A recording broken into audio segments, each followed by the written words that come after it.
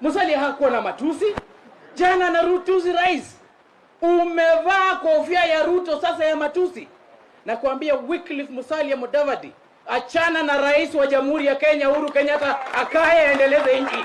Wachana na yeye kabisa. Shughulika na yako. Pangwa na Ruto, wachana na Uhuru. Na niwaambie last week Uhuru ile barabara alisema atatamak, ataweka lami barabara ya kwenda Mululu kwa Mheshimiwa Musalia Mudavadi.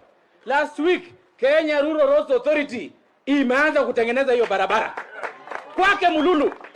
Musalia, wewe ukiwa finance minister ulishindwa kuweka lami kwenda kwako.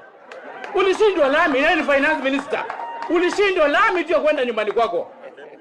Uhuru amekuonea wivu, amekuonea huruma. Amesema huyu Mheshimiwa Musalia, wacha nimwekee lami ya kufikisha yeye nyumbani. Lami inawekwa na wewe unapanua mdomo yako kubwa ya sugoi, unaanza kutuzi Uhuru. Tutapambana na wewe Musalia. Tutapambana na wewe. Wachana na Uhuru. Wachana na yeye.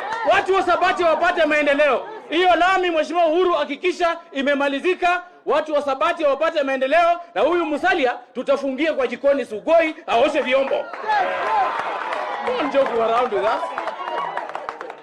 Anacheza na sisi tunataka maendeleo yende nyumbani. Wewe ukiwa deputy prime minister ulipewa na Mheshimiwa Raila Amolo Odinga. Sisi tumekubombeleza tukasema wewe kuja fanya na Raila Amolo Odinga na Uhuru wa kusupport, na ukakataa kwa sababu Raila na run for only one term, 5 years. Na wewe from there utachukua hii mantle na Uhuru atakusaidia wale wa Kikuyu Central uchukue urais baada ya miaka 5. Wewe unakataa, wewe unaenda kutangatanga na kuosha vyombo sugoi. Alafu mnapanua mdomo kupiga rais.